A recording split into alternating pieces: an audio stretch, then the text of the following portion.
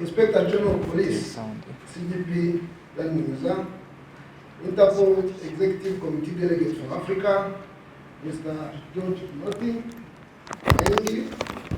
the Deputy Secretary General for Rwanda Investigation Bureau, Ms. Isabel Kayangabo, the CEO of National Cyber Security Authority, Colonel David Kanamugire, the Director, Cybercrime Directorate, Mr. Craig Jones, the Chairperson of Africa Working Group on Cyber, distinguished invitees, senior government officials present, delegates from Interpol Global Complex for Innovation and AFRIPO, trainers, participants, ladies and gentlemen, all protocols observed. A very good morning to you all. Today I'm honored and privileged to welcome you to Rwanda. We are very grateful to Interpol for having chosen our country to host this important event. Our sincere thanks goes also to participants who have responded very positively to this invitation, as witnessed by the number of attendants in the room. The event is one of the most important hosted by the Rwanda Investigation Bureau since its establishment 4 years ago. The importance of this working group meeting cannot be overemphasized. Today, the speed of technological advancement, the increase of globalization, and the exponential growth of global markets have created opportunities for criminal activities using new forms of anonymity, often with a low risk of detection. As technology continues to evolve, so do the opportunities and challenges it provides. As technology brings ever greater benefits, it also brings ever greater threats. By the very nature of the opportunities it presents, it becomes a focal point for cybercrime, industrial espionage, and cyber attacks.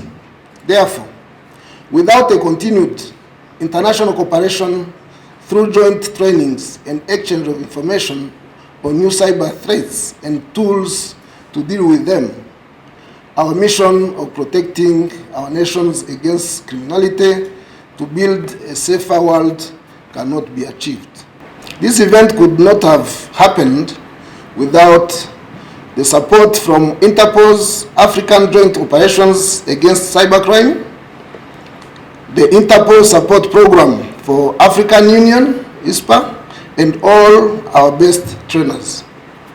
I wish to all participants a successful training that will enable you to overcome the legal and technical challenges in dealing with cyber crimes. Your Excellency, Minister of Justice and Attorney General, Inspector General Police, Secretary General and Deputy Secretary General, Mr. Kanoti, Executive Member of Interpol, Mr. Chairperson as well. Colleagues and friends, I welcome you here today. After 2 years of having this event online, it is heartening once again to be able to engage here in person in Rwanda and the beautiful Kigali for our 9th Africa Working Group meeting for heads of units. I want to extend our warm appreciation to our gracious host of the Rwandan Investigation Bureau and also the Organisation Committee, and of course to the donorship of the United Kingdom Foreign and Commonwealth Development Office, the European Union and Council of Europe for making this meeting possible. While we are reminded that we are still in a global pandemic, meeting in person with our important regional partners and Interpol member countries is an important part of building closer partnerships and enhancing trust. This working group meeting is an excellent forum for regional law enforcement stakeholders to come together and develop a united front for the fight against cybercrime. After 2 years of online work, we can now reboot and re-engage as part of that global ecosystem. Our meeting over the next few days will aim to discuss the threat picture, strengthen the operational capacity against cybercrime, and develop further our international cooperation in countering cybercrime in the Africa region. As part of the global cybercrime programme, Interpol has adopted a regional approach to coordinating operations against cybercrime. It allows for a more tailored support to our member countries. By doing so, we draw on already existing cooperation between law enforcement agencies in different countries and regions. Our Africa Joint Operations Desk allows us to engage and deliver to our member countries in the region as close as possible to the countries and the law enforcement. Today is a great day for me as the representative delegate of our dear continent Africa in Interpol, for having been honored to be part of this distinguished congregation gathered here today for the official opening of the Interpol 9th African Working Group on Cybercrime for Ends of Units. Let me begin my remarks by extending my sincere gratitude to the Interpol Cybercrime Directorate team for organizing such a high-profile meeting that has attracted cybercrime experts from so many countries all over the world, and in particular in the African continent here. Equally, may I extend my warmest thanks to the government of the Republic of Rwanda for hosting us in this beautiful city of Kigali, which I sincerely say I was so honored and so happy because it's my first time to be in Rwanda, and in particular Kigali, a beautiful city, a beautiful country that I've really been longing to be. Thank you for giving me the chance to be here. Rwanda is one of the countries. I'm quite impressed as the director of the CID in the Republic of Kenya to say that even if you see the rate of crime in Rwanda when it's compared to a number of African countries, and when I compare to our country, Kenya, that is absolutely wrong. You have maintained a fantastic crime control system. But that now you are a country in Africa, in the whole world, where investors are in fact coming in their droves. There's an influx. Remember, equally, the cyber criminals are behind them. And when we talk of cyber criminals, when I came, I found a fantastic system in terms of traffic. I can see great development, hotels, financial institutions, banks. A cyber criminal is somebody today who can ensure that there is no traffic control whatsoever.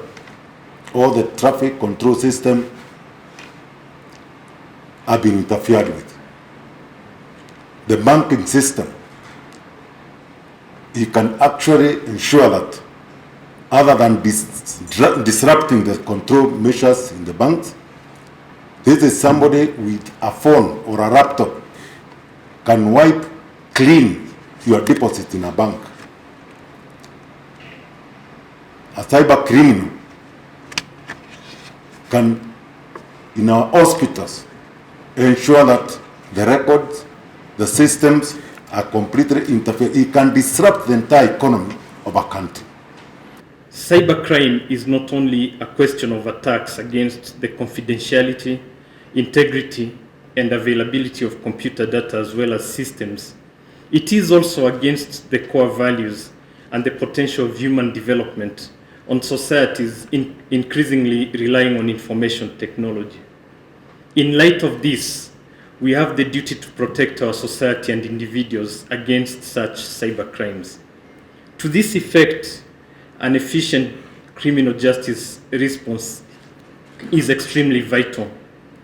Cybercrime is increasingly becoming organized, highly sophisticated, and which has unfortunately led to insurmountable financial losses by governments, institutions, businesses, and individuals from across the world, including Rwanda, as expounded by Mr. George Kinoti in his just concluded speech.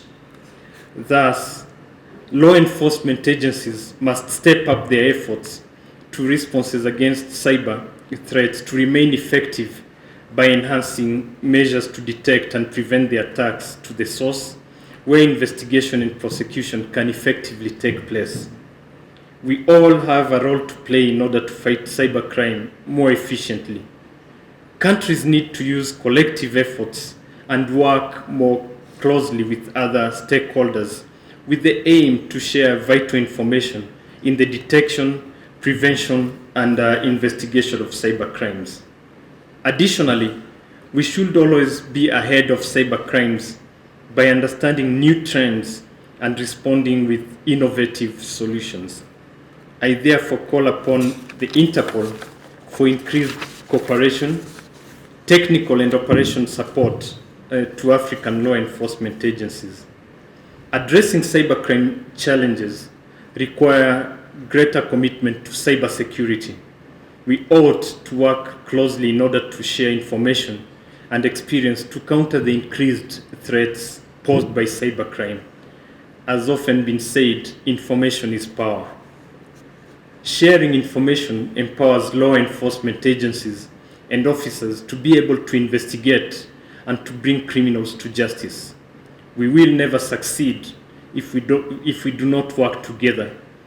Share information and expertise, as well as utilize all the tools at our disposal to proactively counteract the increasing threats posed by cybercrime, and that is the reason we are all gathered here today. I wish to express my appreciation to each and every one of you present representing different stakeholders in supporting to secure Rwanda and Africa's cyberspace, and wish you all fruitful deliberations.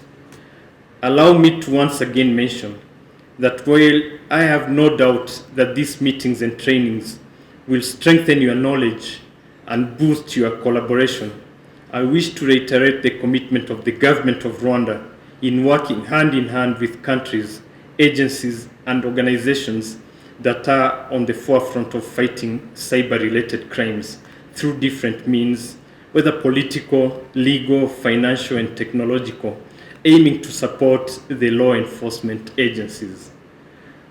Before I officially open this meeting, let me also ask any of you as a day or two to spare to try and go beyond Serena and visit other parts of Rwanda, which are extremely beautiful.